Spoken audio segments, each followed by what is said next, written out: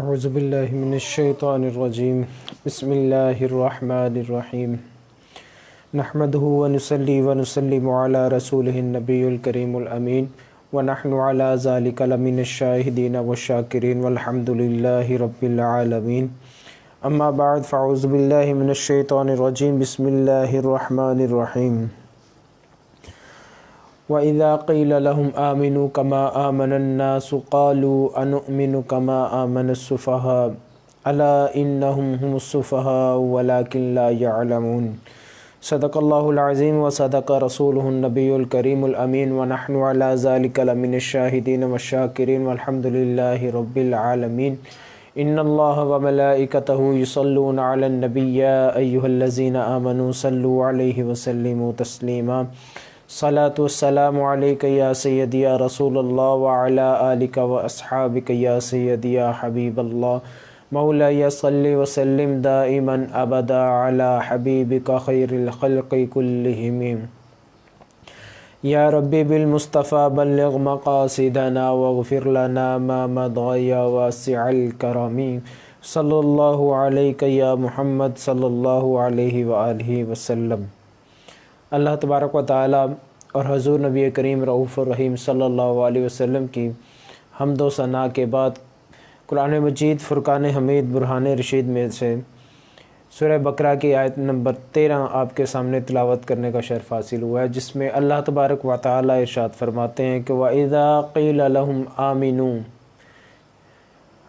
كَمَا آمَنَ النَّاسُ، فرمایا اور جب کہا جائے تم ایمان لاؤ کما آمن الناس، جیسے ایمان لائے لوگ، قالوا انؤمن کما آمن السفہاء، تو وہ کہتے ہیں کہ ہم ایسے ایمان لائیں جیسے یہ احمق ایمان لائے۔ الا انہم هم السفہاء، خبردار وہی احمق ہیں، ولکن لا یعلمون، مگر جانتے نہیں۔ ناظرین محترم، میرا آج کا جو ٹاپک ہے، جو عنوان ہے، وہ حضرت ابوبکر صدیق رضی اللہ تعالی عنہ، آپ کا عقیدہ، آپ کا ایمان، آپ کی محبت رسول کے حوالے سے ہے۔ اور یہ آیت مبارکہ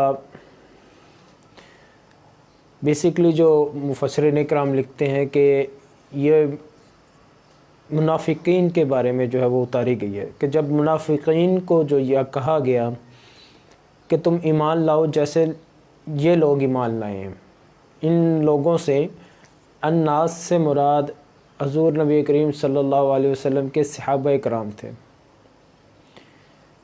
تو آگے سے منافقین نے کہا کہ ہم ان پر ایمان لائیں، ان جیسوں کا ایمان لائیں کہ جو احمق ہیں، جو اپنا سارا کچھ لٹا دیتے ہیں، اپنے پاس کچھ نہیں رکھتے، ہر چیز ان پر فدا کر دیتے ہیں، ہم ان احمقوں کی طرح ایمان لائیں۔ تو اللہ تبارک و تعالیٰ فرماتے ہیں الا انہم هم السفہاء، خبردار وہ خود احمق ہیں، وہی احمق ہیں، وہی بیوقوف ہیں، وہی پاگل لوگ ہیں، ولکن لا یعلمون، مگر وہ جانتے نہیں ہیں۔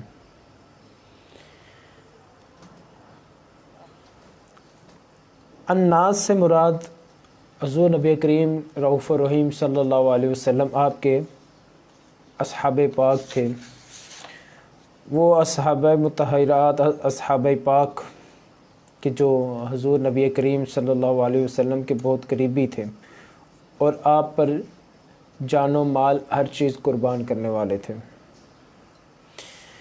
اور انہی اصحاب میں سے حضور نبی کریم صلی اللہ علیہ وسلم کے بہت ہی پیارے صحابی اور حضور نبی کریم صلی اللہ علیہ وسلم جن سے بہت پیار فرماتے تھے، حضرت ابوبکر صدیق رضی اللہ تعالی عنہ، آپ بھی ہیں۔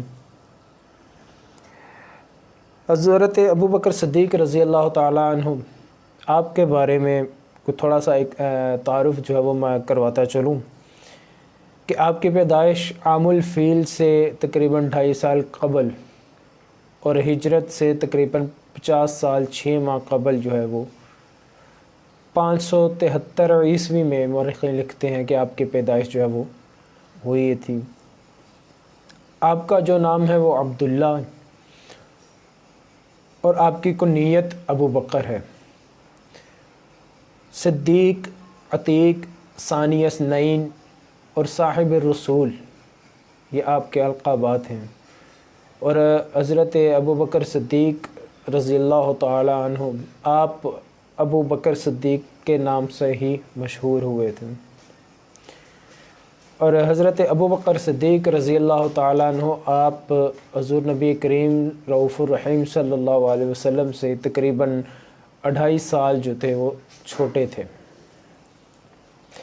حضرت ابو بکر صدیق کا جو تعلق تھا وہ قریش کے قبیلہ بنو تمیم سے تھا۔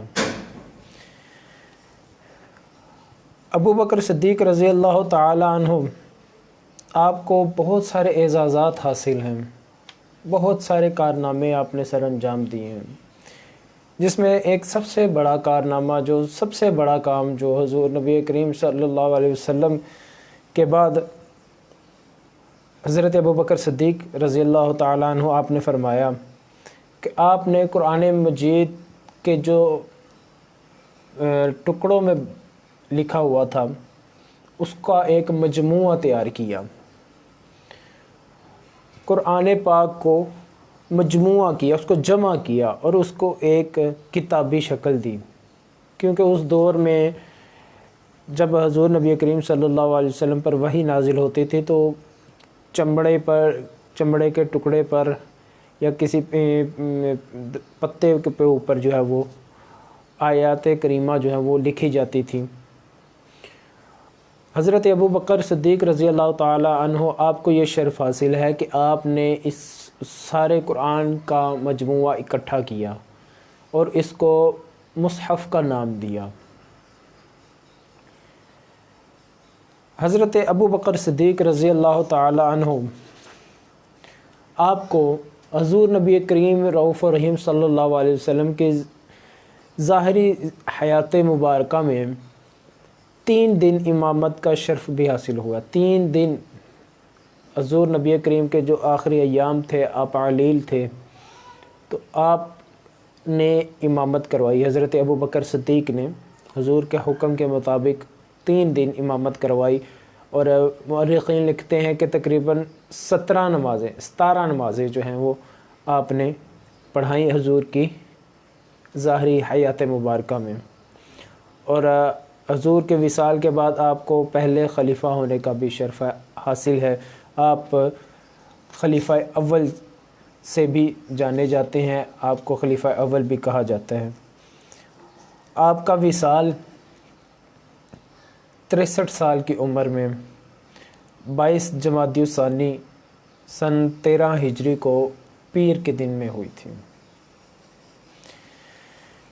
یہ ایک مختصر سا تعارف تھا جو حضرت ابو بکر صدیق رضی اللہ تعالیٰ عنہ آپ کے بارے میں تھا۔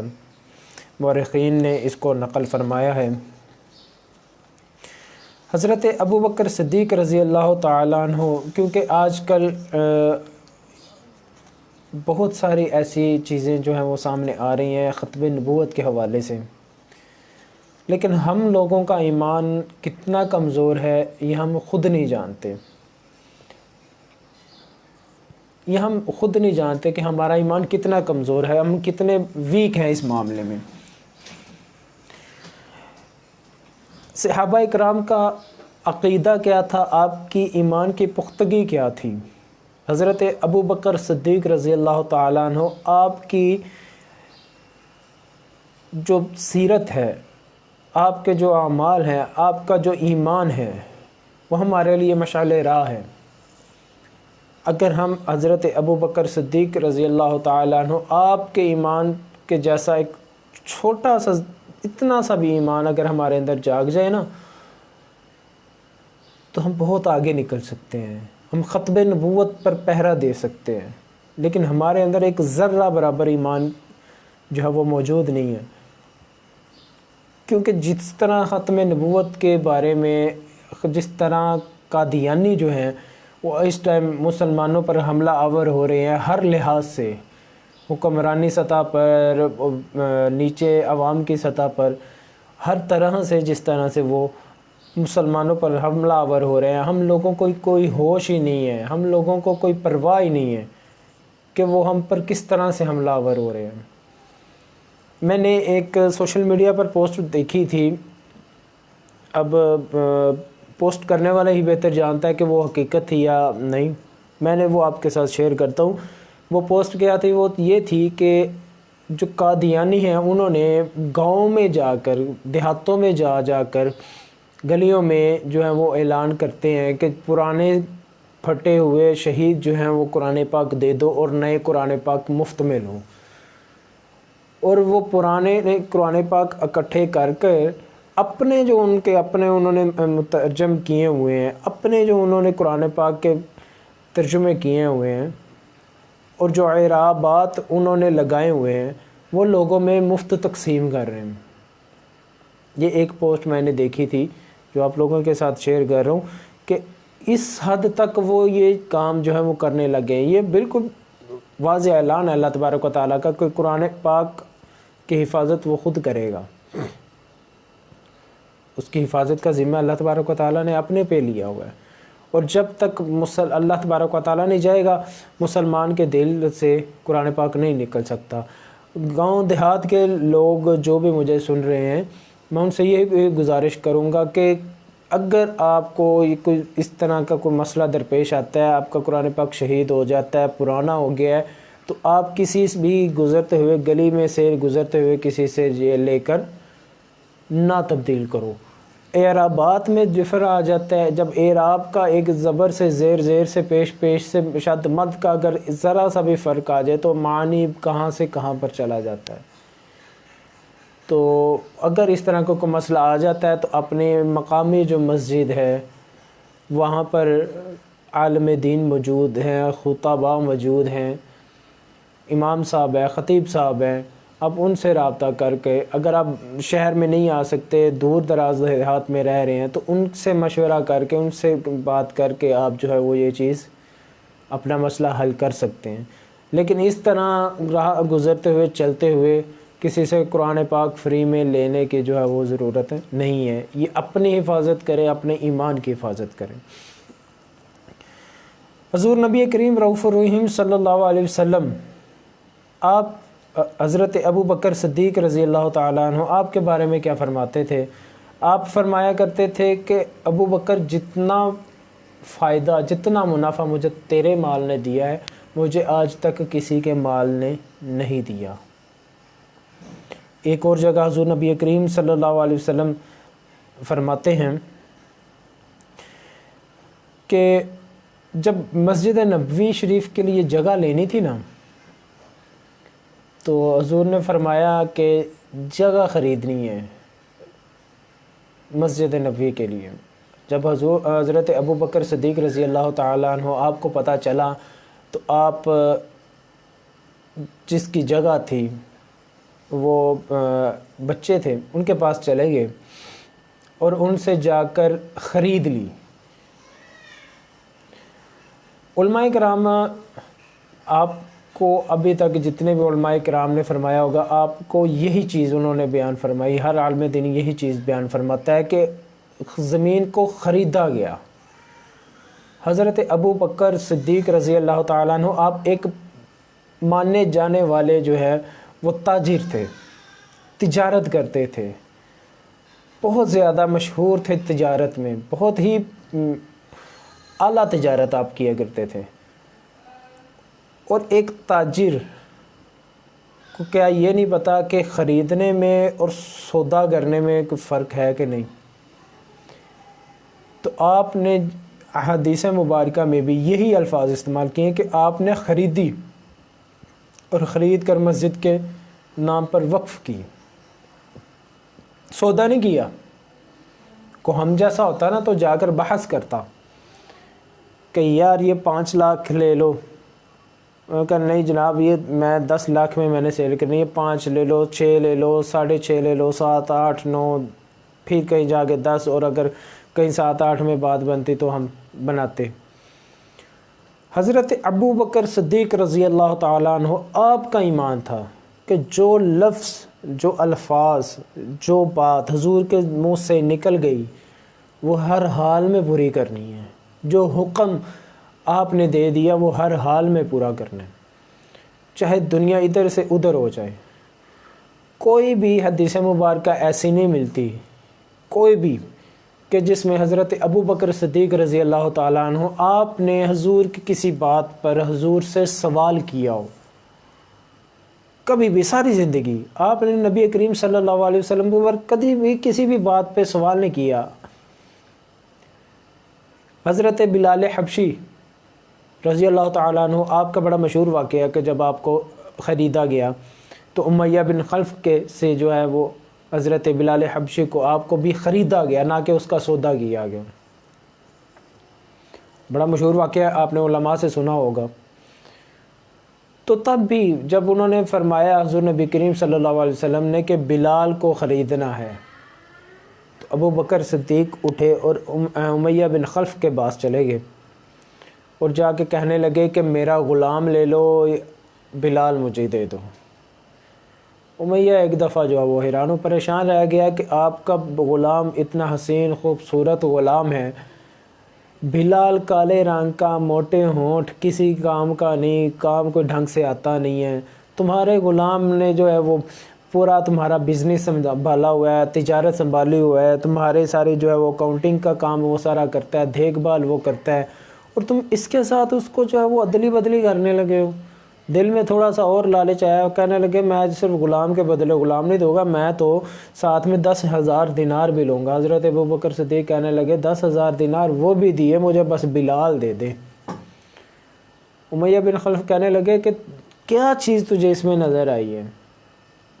اس نے کہا بس آپ فرماتے ہیں کہ میرے نبی کو بلال پسند ہے، جو بھی قیمت میں تو دیتا میں تب بھی خرید لیتا۔ حضرت بلال حبشی رضی اللہ تعالیٰ عنہ آپ فرماتے ہیں کہ آپ نے مجھے کیوں خریدا، میرے پہ اتنا کیوں کیا، میں تو کسی کام کا نہیں ہوں، میں تو کچھ کرنا، میرے ہونٹ موٹے، میرے تلفظ میرا ٹھیک نہیں ہے، کالا رنگ ہے، آپ نے مجھے کیوں خریدا؟ آپ فرماتے ہیں حضرت ابو بکر صدیق رضی اللہ تعالیٰ عنہ آپ فرماتے ہیں آپ نے فرمایا نہ تو مجھے تیرے سے کوئی غرض ہے اور نہ ہی تیرے بیچنے والے سے غرض ہے، مجھے کسی سے کوئی غرض نہیں ہے، مجھے صرف اتنا پتہ ہے کہ تو اللہ کے محبوب کو محبوب ہے۔ یہ ہوتا ہے ایمان، یہ ہے عقیدہ، یہ ہے محبت حضرت ابو بکر صدیق رضی اللہ تعالی عنہ کے حضور کے ساتھ، کہ حضور نے فرمایا کہ مجھے بلال چاہیے، مجھے بلال کو خرید کر دو۔ حضرت ابو بکر نے بلال کو خریدا، حضور کے قدموں میں پیش کر دیا۔ یہ ہے محبت۔ اور روایات میں آتا ہے، سیاستے میں یہ حدیث موجود ہے، حضرت حضور نبی کریم صلی اللہ علیہ وسلم حضرت ابو بکر صدیق رضی اللہ تعالیٰ عنہ کے ایمان کے بارے میں کیا فرماتے ہیں؟ آپ فرماتے ہیں کہ اگر میں اپنی ساری امت کا ایمان ترازو کے ایک پلڑے میں رکھ دوں، ساری امت جس میں اولیاء، فقہاء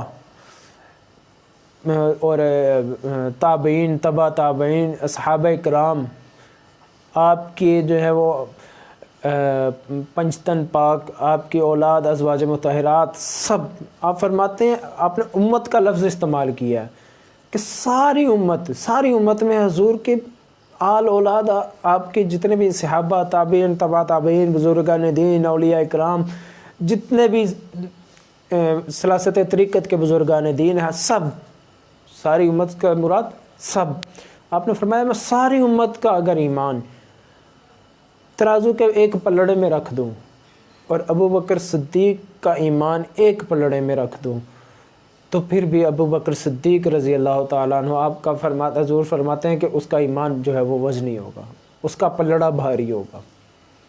یہ حضور بیان فرما رہے ہیں، اور جس کے بارے میں حضور بیان فرما دیں کہ ابو بکر کا ایمان ساری امت کے ایمان سے زیادہ وزنی ہے، زیادہ مضبوط ہے، زیادہ پائیدار ہے، تو ہم اور آپ کون ہوتے ہیں حضرت ابو بکر صدیق پر اعتراض کرنے والے؟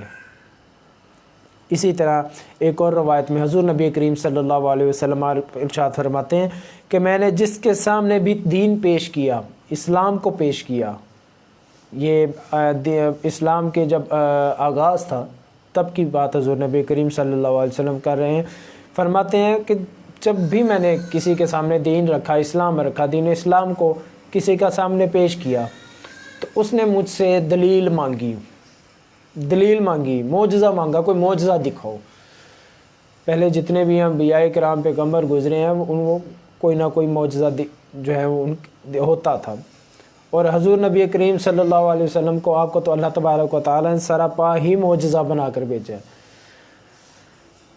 تو آپ فرماتے ہیں کہ میں نے جس کے آگے بھی دین اسلام کو پیش کیا اس نے میرے سے معجزہ مانگا، میرے سے دلائل مانگے، لیکن جب میں نے ابو بکر کے آگے دین کو پیش کیا ہے تو فوراً میرے پہ ایمان لے آئے اور دائرہ اسلام میں جو ہے وہ داخل ہو گئے۔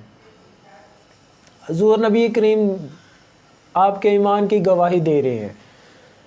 وہ ایمان جگاؤ اپنے دل کے اندر، وہ ایمان جگاؤ اپنے دماغوں کے اندر۔ ہمیں ختم نبوت پر پہرا دینا ہے، ہمیں حضرت ابو بکر صدیق کی محبت کی طرح حضور سے محبت کرنی ہے، ہمیں چلنا ہے حضرت ابو بکر کی سیرت پر۔ آپ نے جو کام، جو پیار، جو محبت، جو ایمان، جو عقیدہ حضور نبی کریم صلی اللہ علیہ وسلم کے ساتھ رکھا ہے، وہی عقیدہ ہمیں بھی رکھنا ہے، وہی عقیدہ ہمیں بھی رکھنا ہے۔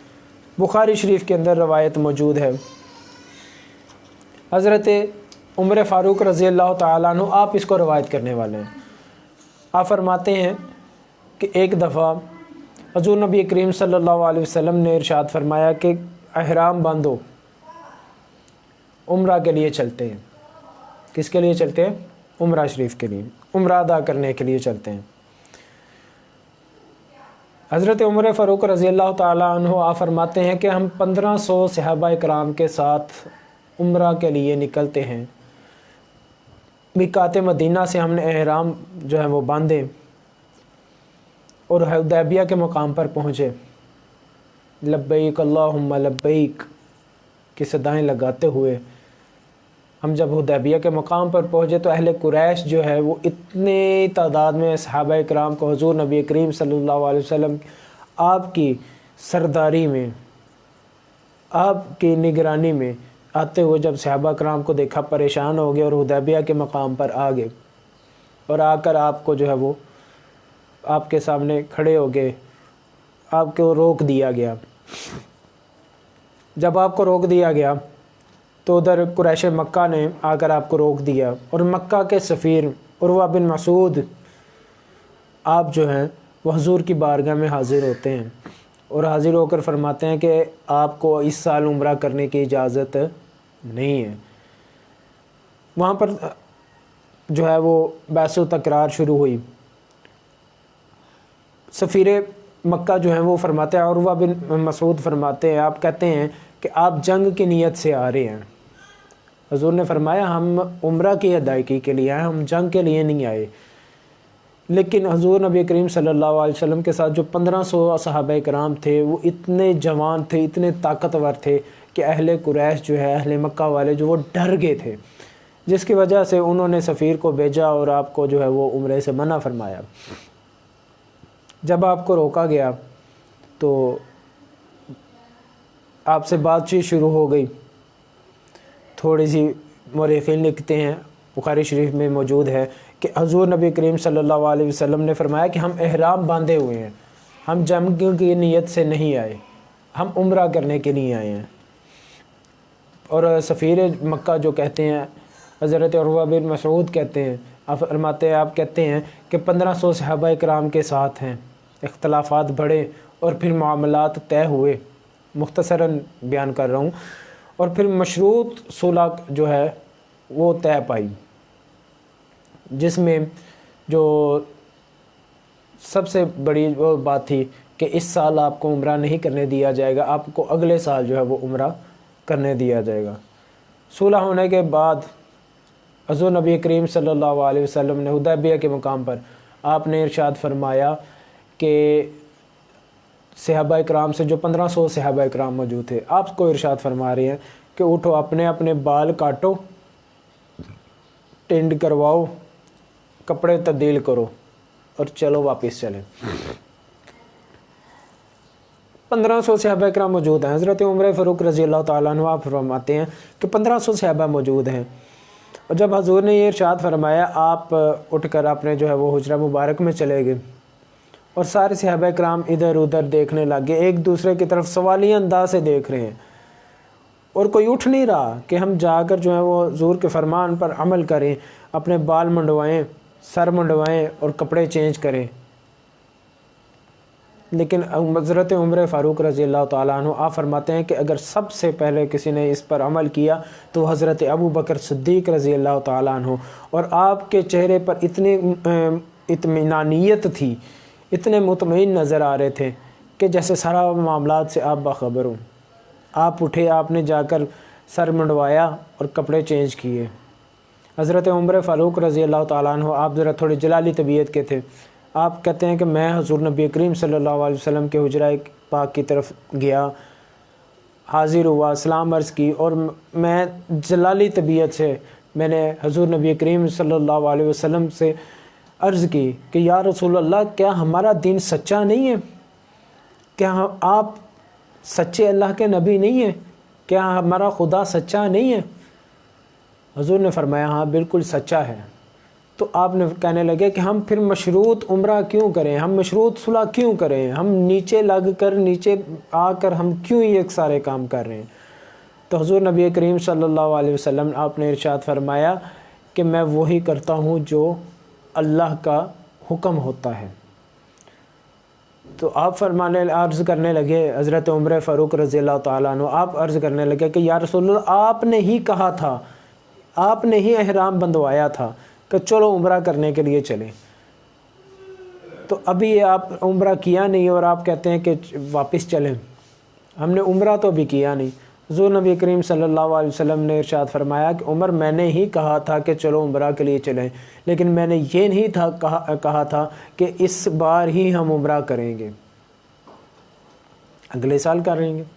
میں نے یہ نہیں تھا کہا کہ ابھی ہی عمرہ کر کر لوٹیں گے، عمرہ اگلی بار بھی ہو سکتا ہے۔ حضرت عمر فاروق رضی اللہ تعالیٰ عنہ آپ کہتے ہیں کہ میں وہاں سے باہر نکلا اور سیدھا ابو بکر کے پاس چلا گیا۔ جب وہاں پر جاتا ہوں تو صحابہ کرام جو ہیں وہ کپڑے وغیرہ تبدیل کر کے سر منڈوا کے بیٹھے ہوئے ہیں اور سب پریشان ہیں، اور ابو بکر صدیق جو ہیں وہ ایک طرف آرام سے مطمئن ہو کر کھجوریں نوش فرما رہے ہیں، اب کھجوریں کھا رہے ہیں۔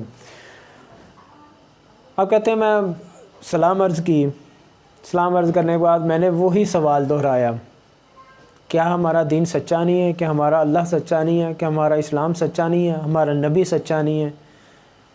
ہم مشروط صلح کیوں کر رہے ہیں؟ ہم کیوں عمرہ کے لیے جو ہے وہ نہیں جا رہے ہیں؟ ہم کیوں نیچے لگ رہے ہیں؟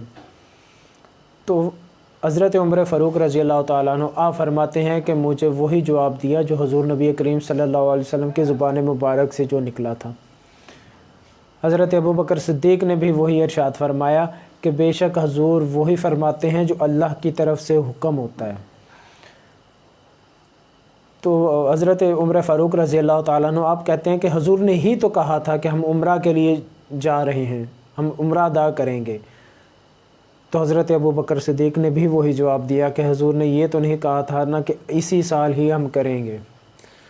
حضرت عمر فاروق رضی اللہ تعالیٰ عنہ آپ کہتے ہیں کہ میں غصے کی حالت میں، جلالی طبیعت میں پھر واپس باہر نکل آیا، وضو کیا تو کچھ دیر بیٹھا، میرا غصہ ٹھنڈا ہوا، اور جب میں نے پھر سوچا کہ عمر تو نے یہ کیا کیا،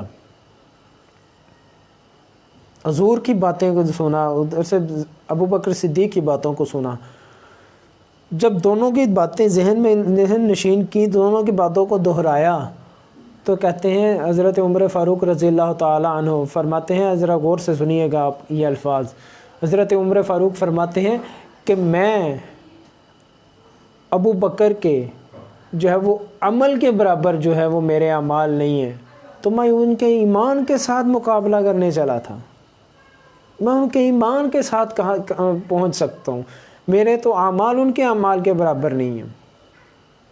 حضرت عائشہ رضی اللہ تعالیٰ آپ روایت کرتی ہیں کہ ایک دفعہ حضور نبی کریم صلی اللہ علیہ وسلم آرام فرما تھے، اور میں نے آسمان کی طرف نگاہ اٹھائی تو تارے ہی تارے دیکھے۔ تو عرض کی کہ یا رسول اللہ، جتنے آسمان کے یہ ستارے ہیں اتنی بھی نیکیاں ہیں کسی کی؟ حضور نبی کریم صلی اللہ علیہ وسلم نے ارشاد فرمایا ہاں ہیں، عمر کی۔ آپ خاموش ہو گئیں۔ حضور نبی کریم صلی اللہ علیہ وسلم نے فرمایا عائشہ کیا بات ہے؟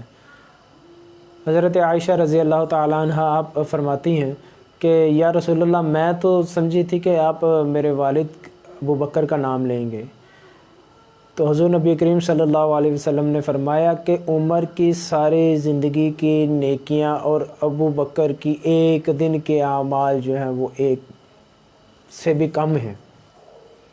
ابو بکر صدیق رضی اللہ تعالی عنہ آپ کی شان اتنی بیان فرمائی ہے، تارے اگر آپ گننا شروع کر دو تارے نہیں گن سکتے ہم کہ کتنے تارے ہیں آسمان پر۔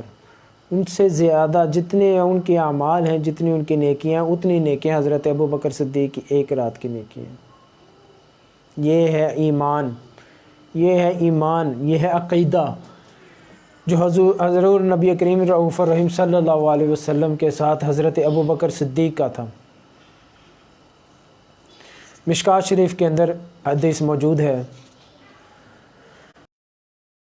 نبی کریم صلی اللہ علیہ وسلم، اور اس حدیث مبارکہ میں دیکھیں ابو بکر صدیق کا ایمان کی پختگی کیا ہے، عقیدے کی پختگی کیا ہے۔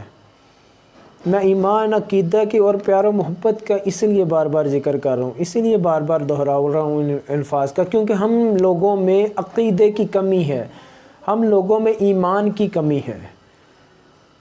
میں اس چیز کو جو ہے وہ ابھارنا چاہ رہا ہوں، اس چیز کو اندر سے جگانا چاہ رہا ہوں، جو چیز ہمارے اندر، یہ دونوں چیزیں دفن ہیں، پتہ نہیں کس کونے میں دفن ہیں، ہمارے اندر سے نہیں نکل رہی ہیں وہ یہ چیزیں۔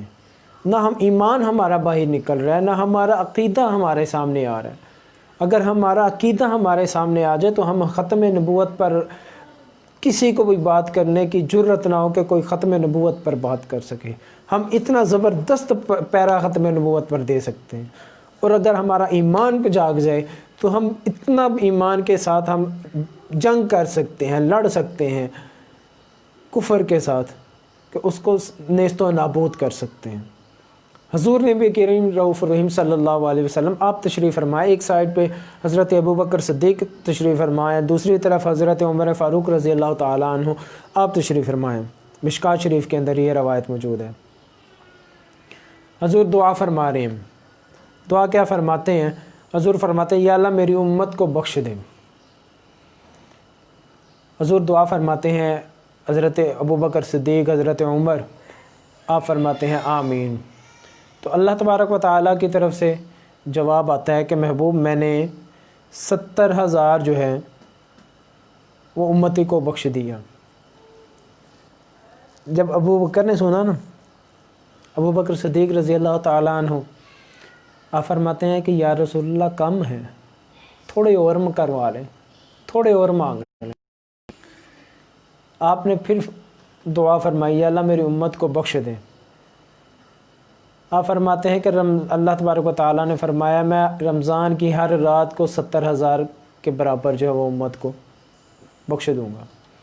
حضرت ابو بکر صدیق پھر کہتے ہیں یقین تھا نا، ایمان تھا، عقیدہ تھا، ایمان تھا،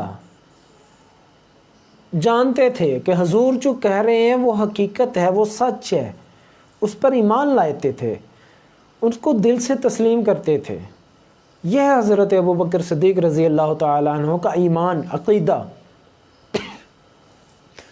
حضرت عمر فاروق پاس بیٹھے ہیں، سن رہے ہیں، خاموشی سے سن رہے ہیں۔ پھر جب تیسری بار حضرت ابو بکر صدیق رضی اللہ تعالیٰ عنہ آپ نے پھر جب کہا کہ حضور کم ہیں، تو حضور نبی کریم صلی اللہ علیہ وسلم نے پھر دعا فرمائی۔ پھر اللہ تبارک و تعالیٰ نے فرمایا میں 4 لاکھ امتیوں کو بخش دیتا ہوں۔ حضرت ابو بکر صدیق رضی اللہ تعالیٰ عنہ پھر عرض کرتے ہیں کہ یا رسول اللہ کم ہیں، تھوڑے اور مانگ لیجئے۔ اللہ کے نبی نے پھر ہاتھ اٹھائے، پھر فرمایا یا اللہ میری امت کو بخش دے۔ آگے سے جواب آیا، اللہ تبارک و تعالیٰ کی ذات فرماتی ہیں یا محبوبہ پریشان نہ ہو، میں تمہاری امت کو چلو بھر امت کو میں بخش دوں گا قیامت والے دن۔ جب یہ سنا تو ابو بکر کو پھر نہ رہا گیا، پھر کہنے لگے کہ یا رسول اللہ کم ہے، تھوڑا اور کروا لیں۔ عمر فاروق کا صبر جواب دے گیا، آپ بول پڑے، کہنے لگے ابو بکر بس کر دو، ابو بکر بس کر دو۔ ابو بکر صدیق آگے سے جواب کیا دیتے ہیں؟ آپ جواب دیتے ہیں کہ اے عمر، آپ کو کیا مسئلہ ہے، آپ کو کیا پرابلم ہے؟ جب اللہ دے رہا ہے، حضور لے رہے ہیں، تو میں کون ہوتے ہیں کرنے والے، بولنے والے؟ وہ اللہ دے رہا ہے اور حضور لے رہے ہیں، ان کو لینے دو، وہ عطا کر رہا ہے، یہ لے رہے ہیں، ان کو لینے دو۔ تو حضرت عمر فاروق کا بھی پھر جواب سنیں۔ حضرت عمر فاروق رضی اللہ تعالیٰ عنہ آپ فرماتے ہیں کہ ابو بکر چلو جو دیکھا ہے نا، چلو جو اللہ تبارک و تعالیٰ نے کی ذات نے فرمایا کہ میں چلو بھر امت کو بخش دوں گا، تو وہ ایک اللہ کی قدرت کا ایک چلو ہے جس میں حضور کی ساری امت سما سکتی ہے۔ وہ ہمارا اور آپ کا چلو نہیں ہے، ایک ہاتھ کا چلو کتنا پانی سما سکتا ہے؟ اتنا سا۔ ہمارا ایک بچے کا پیدا ہوتے ہوئے بچے کا پاؤں نہیں اس میں آتا۔ حضرت عمر فاروق رضی اللہ تعالیٰ عنہ آپ کا بھی تو عقیدہ دیکھیں، آپ کا بھی ایمان دیکھیں۔ آپ فرماتے ہیں کہ وہ دستے قدرت ہے، اس چلوں میں تو حضور کی ساری امت بھی بخشی جائے گی۔ یہ مشکوٰۃ شریف کی حدیث ہے، یہ ایمان ہے، یہ پختہ یقین ہے جو حضرت ابو بکر صدیق اور حضرت عمر فاروق رضی اللہ تعالیٰ عنہ آپ کا ہے۔ حضرت عمر فاروق رضی اللہ تعالیٰ عنہ آپ جو ہے نا، وہ حضرت ابو بکر صدیق رضی اللہ تعالیٰ عنہ آپ سے تھوڑی سی مقابلہ بازی کیا کرتے تھے۔ مقابلہ بازی یہ نہیں کہ جناب میں ان سے یہ کام جیت جاؤں گا، میں ان سے وہ کام جیتوں گا، میں یہ کروں گا، میں وہ کروں گا، اس طرح کی نہیں، ہمارے طرح کی نہیں۔ ہم تو آپ کی قدموں کی خاک کے برابر بھی نہیں ہیں۔ اللہ تبارک و تعالی ہمیں آپ کے نقش قدم پر چلنے کی ہمت اور توفیق عطا فرمائے، آمین بجاہ النبی الامین۔ حضرت عمر فاروق جو ہے وہ آپ مقابلہ کیا کرتے تھے۔ کیسا مقابلہ کیا کرتے تھے کہ وہ آپ کے ساتھ سبقت لے جایا کرتے تھے کہ ابو بکر جو کام کر رہا ہے، نیک کام جو ابو بکر کر رہا ہے، میں اس سے زیادہ نیک کام کروں، یہ سبقت لے جانے کی کوشش کرتے تھے، یہ مقابلہ بازی کرتے تھے، نیک کاموں کی، حضور کی اتباع کی، حضور کی فرما برداری کے مقابلہ کرتے تھے کہ اگر ابو بکر جو ہے وہ حضور کی بات کا انکار نہیں کرتے تو وہ حضرت عمر بھی انکار نہیں کرتے تھے۔ ایک بہت ہی مشہور حدیث ہے، بہت ہی مشہور حدیث ہے، ترمذی شریف میں یہ حدیث موجود ہے، روایت یہ موجود ہے کہ حضور نبی کریم صلی اللہ علیہ وسلم نے جب اعلان کیا نا کہ مال اکٹھا کیا جائے جنگ کے لیے، تو حضرت عمر فاروق رضی اللہ تعالیٰ عنہ آپ نے بھی سامان لے کے آئے، کوئی صحابی گھر کا 5واں حصہ لے آیا، حالانکہ ہماری شرح میں 2.5% جو ہے وہ زکوٰۃ ہے، تو کوئی 5% لے کے آ رہا ہے، کوئی 10% گھر کا سامان لے کے آ رہا ہے، کوئی 20% لے کے۔ حضرت عمر فاروق رضی اللہ تعالیٰ عنہ آپ فرماتے ہیں میرے گھر میں جتنا بھی سامان تھا، یہاں تک کہ میرے بچوں کے جتنے کپڑے تھے ان کا بھی میں نے آدھا حصہ کیا، اور میرے گھر میں جتنا بھی مال و دولت تھا، جتنا بھی جو کچھ بھی تھا، میں نے اس کا سب کا آدھا حصہ کیا، 2 حصے کیے، سب کو اکٹھا کیا، اس کے 2 حصے کیے، ایک حصہ گھر میں رکھا، ایک حصہ لے کر حضور کی بارگاہ میں آ گیا، اور راستے میں سوچتے ہوئے آ رہے ہیں کہ آج تو میں ابو بکر سے سبقت لے جاؤں گا، آج تو میں بازی لے جاؤں گا، آج تو میں جو ہے وہ بہت زیادہ مال و دولت لے کر جو ہے نا وہ حضور کی بارگاہ میں پیش کروں گا، آج جو ہے میں سب بکر سے۔ مگر قربان جو حضرت ابو بکر صدیق رضی اللہ تعالیٰ عنہ آپ کی شان پر، آپ کی عظمت پر کروڑوں درود، کروڑوں سلام، اور آپ کے ایمان پر اور آپ کے عقیدے پر کروڑوں سلام کہ آپ کے جیسا عقیدہ جو ہے وہ کسی کا نہ دیکھا۔ جب وہاں پر پہنچے نا تو حضرت ابو بکر صدیق رضی اللہ تعالیٰ عنہ آپ بھی تشریف لے آئے، آپ کو آتے ہوئے دیکھا، آپ بھی تشریف لا رہے ہیں، نہ پاؤں میں جوتی ہے نہ سر پر دستار ہے، نہ سر پر کوئی ٹوپی ہے، اور بدن پر بھی بوری کا سیلا ہوا، بوری جو ہے اس کا لباس بنایا ہوا، اور کانٹوں کے ساتھ اس کے بٹن بنا کر اس کو جو ہے وہ پرویا ہوا ہے، کانٹوں کے ساتھ بوری کو پرو کر اس کا لباس بنایا ہوا ہے، اور لا کر اپنے گھر کی ہر چیز حضور کے قدموں پر لا کے رکھ دی، اپنے جوتے تک حضور کی بارگاہ میں پیش کیے کہ یہ کسی مجاہد کے، کسی غازی کے کام آئیں گے، اپنے سر کی دستار اتار کر دے دی کہ یہ کسی مجاہد کے، کسی غازی کے کام آئے گی، خود جو ہے وہ ایک بوری جو ہے نا وہ اوڑھ لی، اور کانٹوں کے ساتھ اس کو جو ہے وہ سی لیا، اس کے بٹن بنائے، کانٹوں کے ساتھ اس کے بٹن بنائے۔ تو حضرت عمر فاروق رضی اللہ تعالیٰ عنہ جب کہتے ہیں کہ فرماتے ہیں کہ میں نے جب دیکھا تو میری آنکھوں سے آنسو نکل آئے۔ تو جب حضور نبی کریم صلی اللہ علیہ وسلم نے فرمایا کہ ابو بکر تھوڑا سا پیچھے ہٹو، ابو بکر تھوڑا سا پیچھے ہٹے، فرماتے ہیں کہ ابو بکر جیسا لباس تم نے پہنا ویسا لباس پیچھے جبریل پہن کر کھڑا ہے۔ یہ ہے عظمت، یہ ہے شان حضرت ابو بکر عنہ کی۔ اور جبریل فرماتے ہیں حضور نبی کریم رؤوف الرحیم صلی اللہ علیہ وسلم کی بارگاہ میں عرض کرتے ہیں کہ یا رسول اللہ تبارک و تعالیٰ کو ابو بکر کا یہ لباس اتنا کو پسند آیا کہ اس نے سب فرشتوں کو یہ حکم دیا ہے کہ جیسا لباس میرے صدیق نے پہنا ویسا لباس سب فرشتے پہنو۔ بندہ بندے سے، خدا بندے سے خود پوچھے بتا تیری رضا کیا ہے؟ تو جبریل عرض کرتے ہیں کہ یا رسول اللہ ابو بکر سے پوچھیں کہ کیا وہ اللہ پہ راضی ہے اس حالت میں بھی؟ جب حضور نبی کریم صلی اللہ علیہ وسلم نے آپ سے پوچھا تو آپ رو پڑے کہ یا رسول اللہ میں اس حال میں بھی راضی ہوں، اللہ پر اس حال میں بھی راضی ہوں کہ وطن پر ایک چیز نہیں چھوڑی، ہر چیز حضور کے قدموں پر قربان کر دی۔ ہم حضور کی سنت پر عمل کرنے کے لیے ایک 5 منٹ کا وقت نہیں نکالتے۔ ہم نماز میں سنت موقدہ، سنت غیر موقدہ کو ادا کرنے کے لیے ہم 5 منٹ پہلے مسجد میں داخل نہیں ہوتے۔ 5 منٹ کہ پہلے مسجد میں جا کر ہم سنت موقدہ یا سنت غیر موقدہ جو جماعت سے پہلے کی بات کی جو سنتیں ہیں وہ ادا کریں۔ ٹائم پہ مسجد میں جائیں گے، جب امام صاحب نے اللہ اکبر کہہ دی، قرات ختم ہونے والی ہے، تو ہم بھاگ کر جا کر رکوع کے ساتھ شامل ہوتے ہیں، اور 4 ٹکریں ماری، سجدے کیے اور سلام پھیری، دعا مانگی نہیں مانگی، وہیں سے اٹھ کے واپس آ گئے۔ ہمارے پاس تو اتنا بھی وقت نہیں ہے، ہم کیا کریں؟ ہم کیا کر رہے ہیں؟ حضور کی سنت پر عمل کرنے کے لیے ہمارے پاس وقت ہی نہیں ہے۔ اور حضرت ابو بکر صدیق رضی اللہ کی راہ پر قربان کر دی، حضور کے قدموں پر نچھاور کر دی۔ حضور نبی کریم صلی اللہ علیہ وسلم نے پوچھا ابو بکر، سارے صحابہ بیٹھے ہیں، عمر فاروق بھی بیٹھے ہیں، صحابہ کرام اور بھی موجود ہیں جو مال لے کر آئے ہیں۔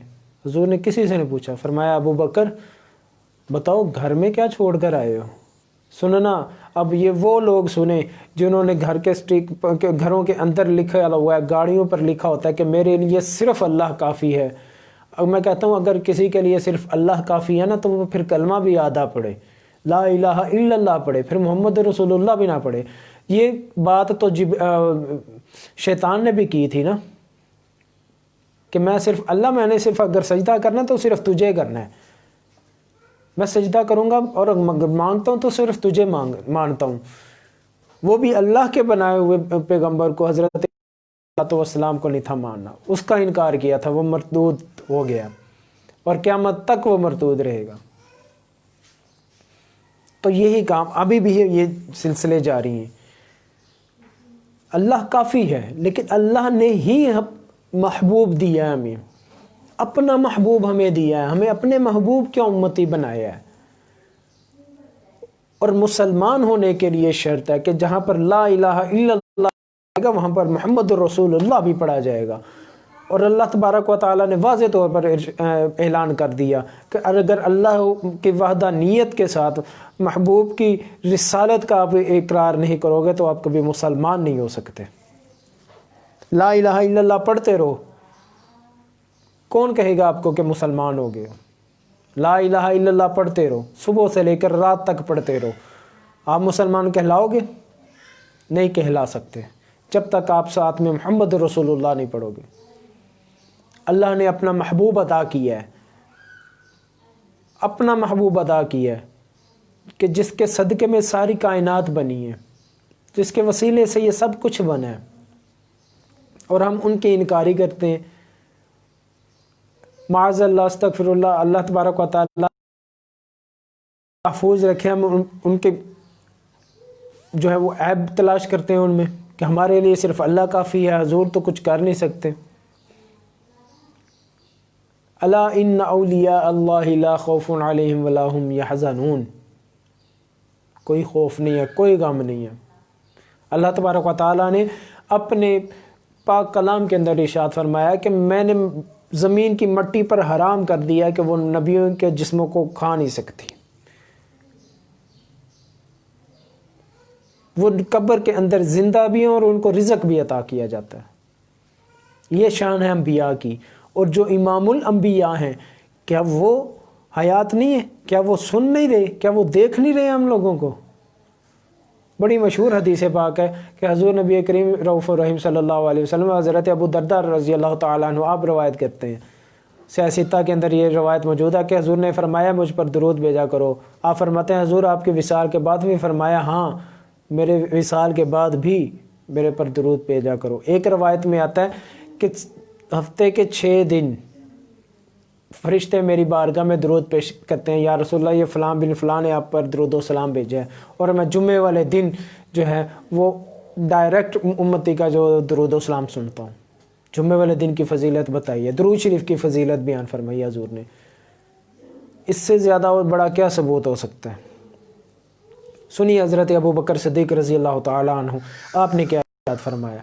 آپ فرماتے ہیں کہ یا رسول اللہ میں گھر والوں کے لیے، حضور نے ارشاد فرمایا کہ ابو بکر گھر والوں کے لیے کیا چھوڑ کر آئے ہو؟ حضرت ابو بکر صدیق عرض کرتے ہیں کہ یا رسول اللہ میں اپنے گھر والوں کے لیے اللہ اور اس کا رسول چھوڑ کر آیا ہوں۔ یہ نہیں فرمایا کہ اللہ کا نام اور اللہ کے رسول کا نام چھوڑ کر آیا ہوں۔ ترمذی شریف کے صاف الفاظ میں ہے کہ اللہ اور اس کے رسول کو چھوڑ کر آیا ہوں،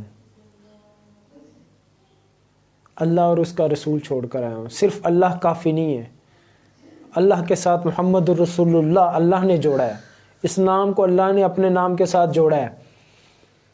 ہر کام، ہر حاکم اللہ تبارک و تعالیٰ کی ذات ہے، لیکن محبوبیت، رسالت حضور نبی کریم صلی اللہ علیہ وسلم کے پاس ہے، جو اللہ تبارک و تعالیٰ نے عطا فرمائی ہے۔ یہ ہے عقیدہ، یہ ہے ایمان جو ہمارے اندر سے ختم ہو چکا ہے، جو ہمارے اندر پہ کمی کا شکار ہو چکا ہے۔ نہ جانے کس کونے میں ہم نے اس کو دفن کر دیا ہوا ہے۔ جاگو، جگاؤ اس چیز کو، ایمان کو جگاؤ، عقیدے کو جگاؤ، غیرت ایمانی کو جگاؤ۔ اسی چیز کا نام عشق رسول۔ حضرت ابو بکر صدیق رضی اللہ تعالیٰ عنہ آپ کی سیرت بہت کشادہ ہے۔ آپ کے اپنے دور حکومت میں بھی بہت سارے کارنامے جو ہے وہ سر انجام دیے ہیں۔ دور خلافت میں آپ نے بہت سارے کام جو ہیں وہ سر انجام دیے ہیں۔ اللہ تعالیٰ آپ کی جو ہے وہ سیرت پر عمل کرنے کی توفیق عطا فرمائی۔ اور آخر میں جب حضرت علی رضی اللہ تعالی عنہ آپ روایت کرتے ہیں، اور حضرت انس رضی اللہ تعالی عنہ آپ بھی اس حدیث کو جو ہے وہ روایت کرتے ہیں، آپ فرماتے ہیں کہ جب ابو بکر صدیق کی وصال کا وقت قریب آیا تو آپ نے فرمایا، آپ فرماتے ہیں کہ جب میرا جنازہ پڑھ لو تو میرے جنازے کو حضور کے قدموں میں لے جانا۔ تب یہ گنبد خضرا بھی تعمیر نہیں تھا، وہ حضرت عائشہ کا حجرہ مبارک تھا، اور اس کی چابی جو ہے کہ کریم صلی اللہ علیہ وسلم کی قبر مبارک ہے، اس کی چابی حضرت عائشہ کے پاس ہوتی ہے۔ بکر صدیق رضی اللہ تعالیٰ عنہ آپ فرماتے ہیں کہ میرا جنازہ پڑھ کر حضور کے قدموں میں چلے جانا، حضور کے قدموں میں جا کر مجھے رکھنا اور عرض کرنا کہ یا رسول اللہ صلی اللہ علیہ وسلم ابو بکر کا سلام پیش کرتے ہیں، قبول کیجیے، اور ابو بکر یہ چاہتے ہیں کہ آپ کے قدموں میں مدفن ہو جائیں، آپ کے قرب میں جو ہیں وہ دفن ہونا چاہتے ہیں۔ جب حضرت علی اور حضرت انس رضی اللہ تعالیٰ عنہ آپ دونوں اس روایات کو علیحدہ علیحدہ جو ہے وہ روایت کرتے ہیں۔ حضرت علی فرماتے ہیں کہ جب ہم نے یہ عجز کی تو تالا خود بخود کھل جاتا ہے، کنڈی خود بخود کھل جاتی ہے، دروازہ خود بخود کھل جاتا ہے، اور قبر انور سے یہ آواز آتی ہے کہ جلدی کرو یار کو یار کے ساتھ ملا دو۔ یہ شان ہے حضرت ابو بکر صدیق کی، زندگی کے ساتھی، سفر کے ساتھی، جنگ کے ساتھی، اور آخر میں قبر کے بھی ساتھی۔ آپ کو حضور نبی کریم رؤوف الرحیم صلی اللہ علیہ وسلم کے قدم مبارک میں جو ہے وہ دفن کیا گیا۔ اللہ تبارک و تعالیٰ کی بارگاہ میں دعا ہے کہ اللہ تبارک و تعالیٰ ہمارا ایمان جو ہے وہ جگانے کی توفیق عطا فرمائے، ہمارا عقیدہ جو ہے اسے حضور نبی کریم رؤوف الرحیم صلی اللہ علیہ وسلم پر ختم نبوت پر پہرا دینے کی ہمت اور توفیق عطا فرمائے۔ وآخر دعوانا الحمد للہ رب العالمین۔